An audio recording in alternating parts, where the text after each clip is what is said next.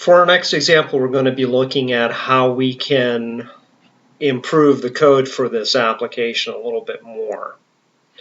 And we're looking at our open file click event again in order to open a file. One of the things we're going to do is we're going to set a reference to system IO. So this way we don't have to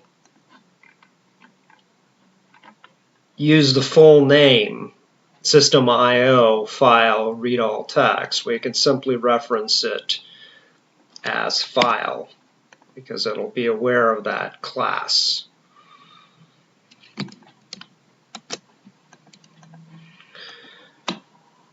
Now the other thing we're going to do is we're going to add an if condition to check if that file exists. So we're going to say file exists, and then we're going to check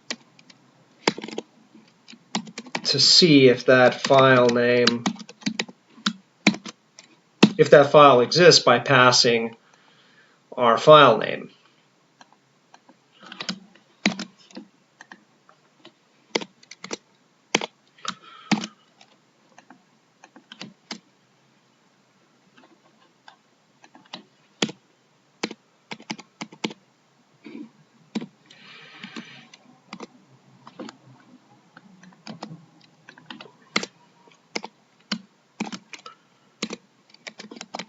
Now, in the event that it does not exist, we're going to come into this else condition, and we can change the output text box to say file not found. Therefore, we're never making it into this catch block. So we're not going to have an error if we don't try to open a file that doesn't exist. However, when you're dealing with file input-output, it's always a good idea to put the code into a try-catch block because there are things that you can't anticipate happening, such as the file being deleted while the application's running, or being moved, or the file being corrupt, for example. There are other reasons why using one of these functions to read that file could throw an error.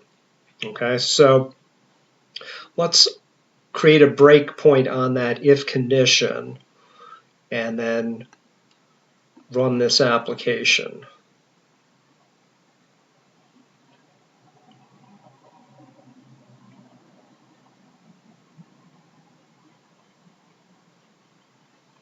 Click on the open file button, and we'll see if we highlight this function and then copy it and put that code in our watch window.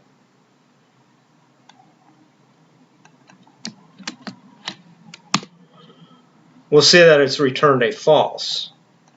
So that's the result of that function. It's a false. So the code in here is not going to run, but the code in the else condition will run. So go ahead and press our F10 key in order to step through the code, and we see that text output is going to be set to file not found now, and we're not going to come into this exception block at all. So you just click on play to continue running without stepping through the code, and we'll see that that is in fact the result that we get. Now we could remove this breakpoint if we wanted to and run this again.